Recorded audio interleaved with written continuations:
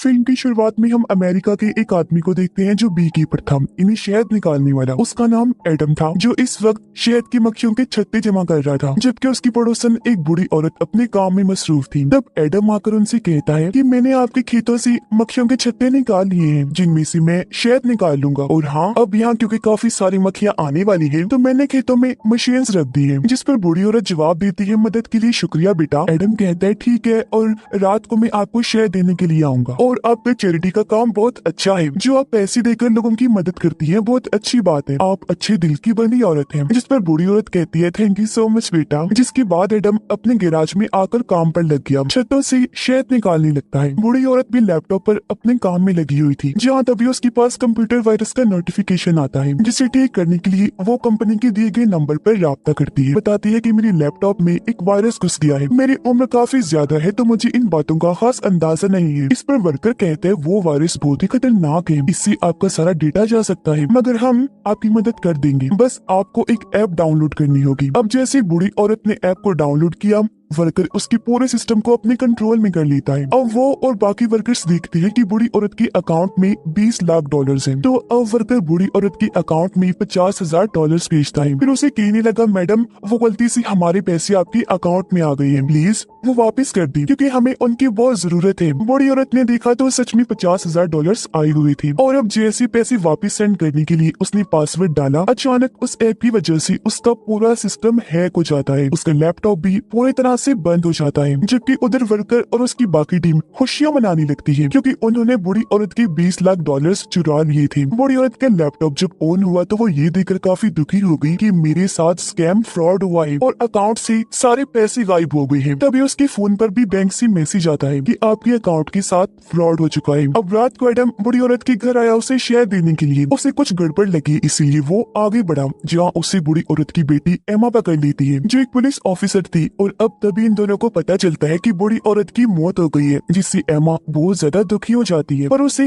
Adam पर शक था कि उसने मेरी मॉम को मारा है। फिर जब वो बाहर आई तो उसकी साथी बताती है कि एडम काफी अच्छा इंसान है, उसने तुम्हारी मॉम को नहीं मारा होगा, उन्होंने खुद अपनी जान ली होगी। एमा कहती है कि मेरी माँ हमेशा दूसरों के लिए जीती थी, वो अपनी जान नहीं ले सकती, उन्हें एडम ने ही मारा है क्योंकि उसके हाथ में चाकू था। फिर वो एडम से आकर पूछती है कि तुम मेरी मॉम के घर क्यों आई थी। वो कहता है कि मैं शहद देने आया था, क्योंकि मैं एक बी कीपर हूँ। अब एमा जब खेतों में आई तो वह मक्खियों की मशीन पड़ी देखती है। लैपटॉप में चेक करने पर उसे गायब हुए पैसों का पता चल जाता है, जिससे वो समझ गई कि एडम सही कह रहा था, वो बेकसूर है। इसलिए अगले ही दिन वो एडम के पास जाकर उससे माफी मांगती है कि मैंने तुम पर शक किया, जिस पर उसने कहा कोई बात नहीं। एमा उसे अपने घर लाई, पूछती है क्या मॉम ने तुम्हें बताया कि उनके साथ पैसों का स्कैम हुआ है। वो पैसे चैरिटी के थे, जो मेरी माँ ने एक एक पैसा जोड़कर जमा किए थे। मेरी टीम ने पता किया है कि उनके साथ स्कैम ओमा नाम की एक कंपनी ने किया है। उस तरह की और भी कई सारी कंपनीज है जो लोगों के साथ स्कैम करती है, उनके पैसे लूट लेती है। ये सारी ऑनलाइन फ्रॉड कंपनीज है। एडम कहता है कि नहीं, मुझे तो उन्होंने ऐसा कुछ नहीं बताया, पर हाँ, आपकी मॉम काफी अच्छी औरत थी, उनकी वजह से दुनिया में अच्छाई अभी तक बाकी थी।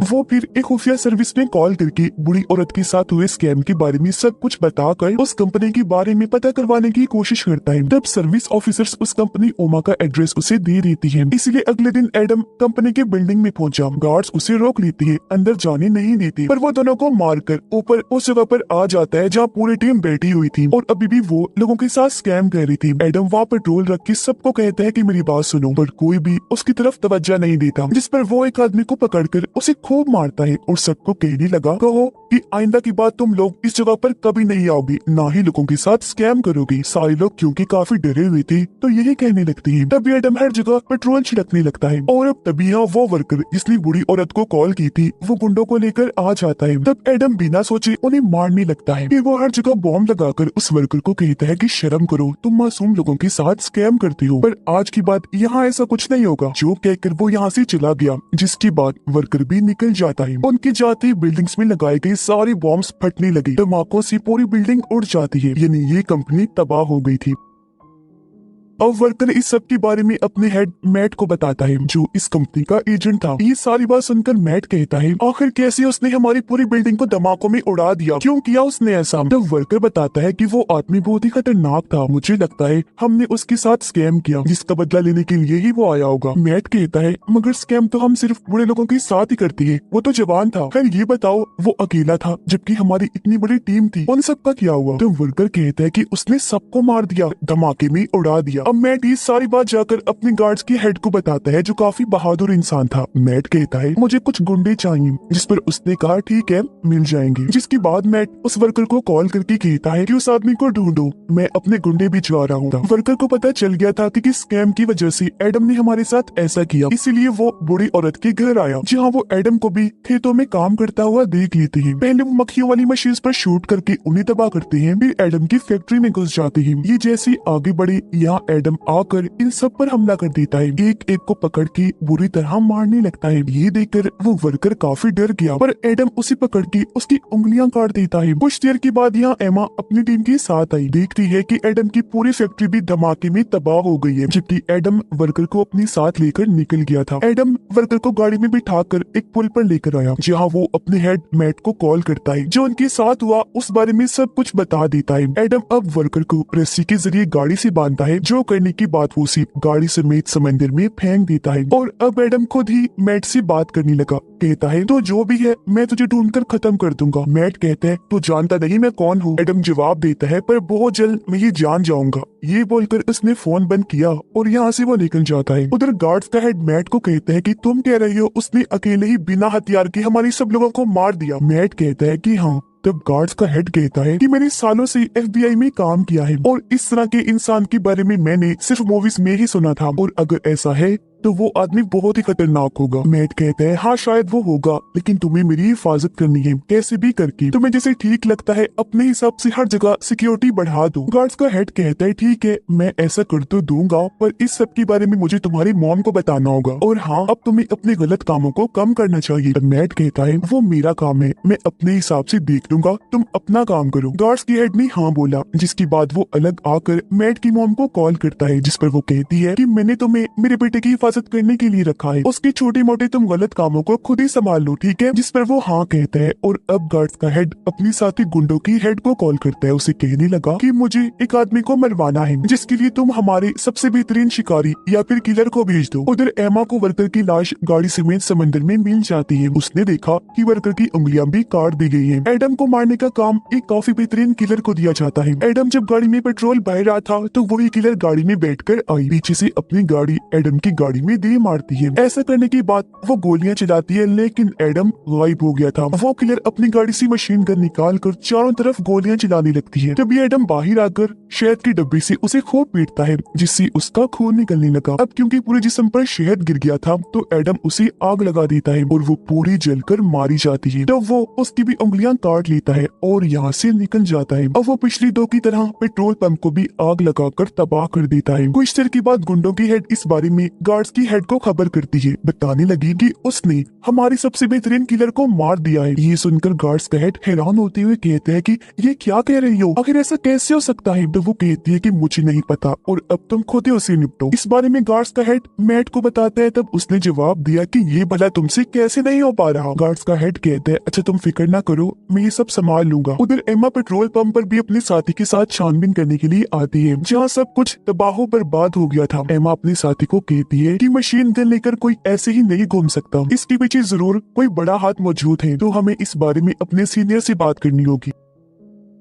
उधर गार्ड्स का हेड बहुत सारे गुंडों को हायर करता है ताकि वो एडम को रास्ते से हटा सके। हेड सबको बताता है कि इस बार हमारा सामना एक बी कीपर के साथ हुआ है, जिसमें तुम सबको उससे लड़ाई करके उसे खत्म कर देना होगा। वो सबको एडम की तस्वीर और उसके बारे में बाकी जानकारी भी देता है। एडम अब एक फैक्ट्री में आया। उसने जो लोगों के हाथ काटे थे उनके एक एक अंगूठों की मदद से वो लॉक खोलने की कोशिश करने लगता है। यानी यही वजह है कि वो लोगों की उंगलियां काट कर अंगूठे जमा करता है। वो अंदर आकर ओमा कंपनी के साथ और कौन कौन सी कंपनीज जुड़ी हुई है उनके के और उनकी हेड कंपनी के बारे में पता करवाता है, फिर और जरूरी जानकारियां निकाल कर यहाँ से चला जाता है। उधर एमा और उसका साथी अपने सीनियर FBI ऑफिसर के पास आती है। एमा उसे बताती है कि हमारे एरिया का एक आदमी एक पूरी कंपनी और उसकी वर्कर्स को बर्बाद कर चुका है और भी कई सारे लोगों को उसने मारा है। वो अब ओमा कंपनी से जुड़ी हुई बाकी कंपनीज के पीछे गया है, उनका भी यही हाल करेगा। तो उसे रोकने के लिए हमें कुछ सिपाही चाहिए, जिसके लिए वो मान जाता है। ओमा कंपनी की दूसरी कंपनी का सीनियर जो मैट का साथी था, लोगों को स्कैम करना, लूटना सिखा रहा था। उसकी टीम काम में बहुत ज्यादा डूबी हुई थी। तभी यहाँ तीसरी कंपनी का ऑफिसर आकर कहता है कि हमें ये जगह खाली करनी होगी क्योंकि खतरा हो सकता है। अब जब मैट के साथी ने ये करने से मना कर दिया तो ऑफिसर उसे अपने साथ लेकर गया। वो उसकी बात मैट से करवाता है। तब अपने साथी को मैट कहता है कि हाँ, वो जगह जल्दी से खाली कर दो, ये मेरा ही हुक्म है। उधर जब सारे ऑफिसर्स एडम को मारने की बातें कर रही थी तो यहाँ एडम आकर कहता है कि तुमने मेरी जानकारी में लिखा है कि मेरा वजन 83 किलो है, जबकि मेरा असली वेट तो 78 किलो है। ये सुनकर सारे ऑफिसर्स चौंक गए क्योंकि जान गए थे कि यही वो है जिसकी हमें तलाश है। वो उसे पकड़ने के लिए हमला कर देते हैं, पर वो किसी के भी काबू नहीं आता। सभी को उठा उठा कर मारने लगता है। तकरीबन सबको ही उसने बेहोश कर दिया था। एक ऑफिसर को उसने रेडियो दिया, जिसे लेकर वो ऊपर चला जाता है, जहाँ मैट का साथी अपने वर्कर्स को लेकर भागने की तैयारी कर रहा था। तब यहाँ एडम आ गया। कहता है कि तुम लोगों के पास 2 मिनट का टाइम है, अगर यहाँ से नहीं निकले तो तुम पक्का मारे जाओगे। पर मैट का साथी कहता है कि कोई नहीं जाएगा, अगर कोई गया तो उसकी जॉब भी चली जाएगी। नीचे जिन ऑफिसर्स को एडम ने मारा था उन्हें होश आ गई थी और अब वो एडम को पकड़ने के लिए आ जाते हैं। उन्होंने अंधाधुंध गोलियां चला दी, पर एडम पकड़ के एक आदमी को आगे कर देता है। गोलियां उसे लग गई, तब मौका देकर यहाँ से वो चला जाता है। कुछ ऑफिसर्स उसके पीछे पड़ गए, लेकिन एडम बारी बारी सबको मार मार कर बेहोश कर देता है। बचे हुए ऑफिसर्स लिफ्ट में एडम को ढूंढने लगते हैं। उन्होंने गोलियां भी चलाई, लेकिन एडम उन पर लिफ्ट फेंककर सबको मार डालता है। इसके बाद वो मैट के साथी के पास आया, उसे भी बुरी तरह मारने लगता है।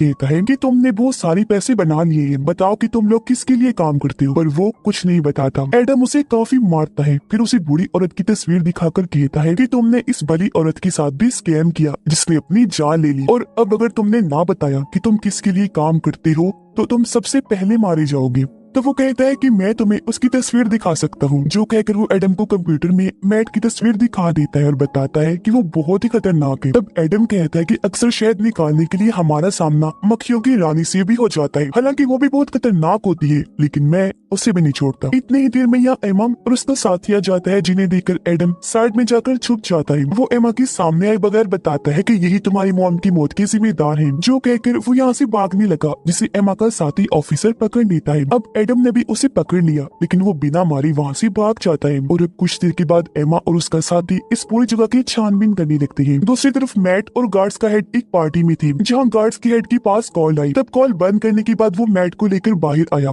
कहता है कि अब सारी बात तुम्हारी मॉम को बतानी होगी, क्योंकि तुम्हारी कंपनी को ऑफिसर्स ने अपने कब्जे में कर लिया है। तब मैट अपनी मॉम को कॉल करके बताता है कि मेरी कंपनी में थोड़ा सा मसला हो गया है, जिसमें मुझे आपकी मदद चाहिए। उसकी मॉम कहती है, अच्छा तो मुझे सारी जानकारी दे दो, मैं सब कुछ संभाल लूंगी। अब तभी यहाँ पता चला कि असल में मैट की मॉम अमेरिका की प्रेसिडेंट है। एमा को पता चल गया था कि सब कुछ एडम कर रहा है, इसलिए वो अपने साथी को कहती है कि अब एडम मैट को मारने जाएगा, क्योंकि इन सभी कंपनीज को वो ही चला रहा है। सभी स्कैम कंपनीज के पीछे एक बड़ी कंपनी है जिसका नाम डैनफोर्ड है। वो ये सारी जानकारी FBI ऑफिसर को भी देती है। बताने लगी कि ये कंपनी मैट और उसकी मॉम की है। मैट की मॉम गलत कामों में अपने बेटे का साथ तो देती है, पर वो ये नहीं जानती कि मेरा बेटा मासूम लोगों को किस तरह लूटता है। दरअसल डैनफोर्ड का सॉफ्टवेयर काफी स्ट्रॉन्ग है, जिसके जरिए वो बुरे लोगों का पता लगवा कर उनके सारे पैसे लूट लेते हैं, और ये जानकारी अभी तक हम तीनों को ही पता है। तब FBI ऑफिसर कहता है ठीक है, और ये जानकारी अभी यहाँ से बाहर नहीं जानी चाहिए, क्योंकि आगे चलकर मैं सारी चीजें संभाल लूंगा। एमा कहती है कि अब एडम मैट और उसकी मॉम को मारने जाएगा। जाहिर है इस चीज का हमें ध्यान रखना होगा। इस पर FBI ऑफिसर कहता है कि उसे रोकने के लिए तुम्हें जितने सिपाही चाहिए उठा लो, बाकी आगे क्या करना है तुम्हें अच्छे से पता है। इसीलिए अगले दिन एमा और उसका साथी व्हाइट हाउस की सिक्योरिटी को संभालने में लग जाते हैं, जहाँ व्हाइट हाउस में गार्ड्स के हेड ने एक और खतरनाक किलर को बुलाया होता है, जो गार्ड्स की हेड को कहता है कि तुम लोगों को मेरे होते हुए कुछ नहीं हो सकता। कुछ देर में मैट की मॉम भी आकर गार्ड्स की हेड से मिली और गाड़ियों को अच्छी तरह चेक करने के बाद ही अंदर भेजा गया। लेकिन जब ट्रक की बारी आई तो गटर खोलकर एडम ट्रक के नीचे लटक जाता है। अब जब ट्रक को नीचे से चेक किया गया तो ऑफिसर को एडम पकड़ के मार देता है और उसे वही साइड में लटका देता है। और अब वो उस गार्ड के कपड़े पहनकर आगे बढ़ा बाकी गार्ड्स के साथ शामिल हो जाता है। वो फिर एक गाड़ी में बॉम्ब लगाकर गार्ड्स वाले कपड़े उतार कर वापिस अपना सूट पहन लेता है, जिसके बाद वो व्हाइट हाउस के अंदर घुस गया जहाँ पार्टी चल रही थी और वो यहाँ गार्ड्स के हेड को भी देख लेता है। पर तभी एमा की नजर भी उस पर पड़ जाती है, इसलिए सारे ऑफिसर्स उसके पीछे आ जाते हैं। किलर भी उसे पकड़ने की तैयारी कर लेता है और अब सारे ही एडम को पकड़ लेते हैं। यहाँ किलर भी था जो उसे मारने की कोशिश करता है। उधर मैट की मॉम उसे अंदर लेके पूछती है, बताओ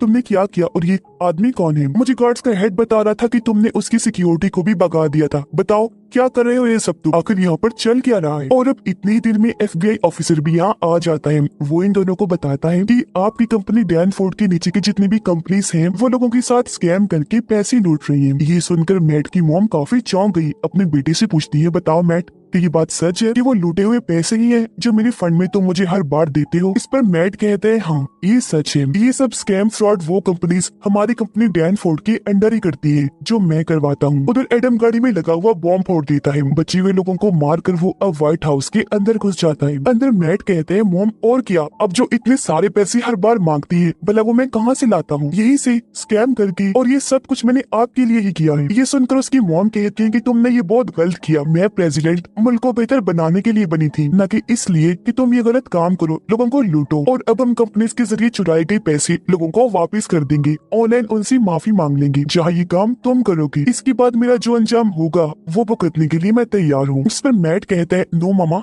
मैं ये कभी नहीं करूंगा। एडम ऑफिसर्स को मारता हुआ आगे बढ़ने लगता है। वो लाशों के ढेर लगा रहा था। अब तभी यहाँ किलर आकर एडम को पकड़ लेता है, उसे खूब मारता है। पर एडम भी किसी से कम नहीं था। इतने सारे लोगों को उसने अपने आगे टिकने नहीं दिया, तो फिर ये क्या चीज था उसके आगे? वो पलट कर किलर पर हमला करके उसकी खूब धुलाई करता है, उसे इतना बुरा मारता है कि उसकी जान ही ले लेता है। और अब वो आगे बढ़कर ऑफिस खोलने लगता है। तभी यहाँ गार्ड्स का हेड आकर कहता है कि तुम्हें ऐसा नहीं करना चाहिए, तुम्हारी जान जा सकती है। एडम कहते हैं कि मुझे मुझसे प्यार है और तुम्हें भी करना चाहिए, जो कहकर वो उसका हाथ तोड़ देता है। अंदर मैट जो काफी डर गया था FBI ऑफिसर को गोली मार देता है। और अब तभी एडम भी धमाका करके अंदर घुस जाता है, जहाँ मैट अपनी जान बचाने के लिए अपनी मॉम को पकड़ के उन पे गन पॉइंट कर देता है। और अब तभी यहाँ एमा और उसका साथी भी आ गई और अब एडम मैट के सर पर गोली मारकर उसे खत्म कर देता है। ये करने के बाद वो निकल गया। एमा ने उसे देख लिया था, वो उस पर गन पॉइंट कर देती है। एडम भी उसे देखता है, जहाँ एमा उसे कुछ नहीं कहती और वो यहाँ से भाग जाता है। समंदर में आकर एडम अपना तैरने वाला सूट पहन लेता है। तभी उसका पीछा करते हुए ऑफिसर्स भी यहाँ आ जाते हैं। अब एक भी मिनट गवाए बगैर एडम पानी में कूदकर यहाँ से भाग निकलता है। इस फिल्म की कहानी भी यहीं पर खत्म हो जाती है।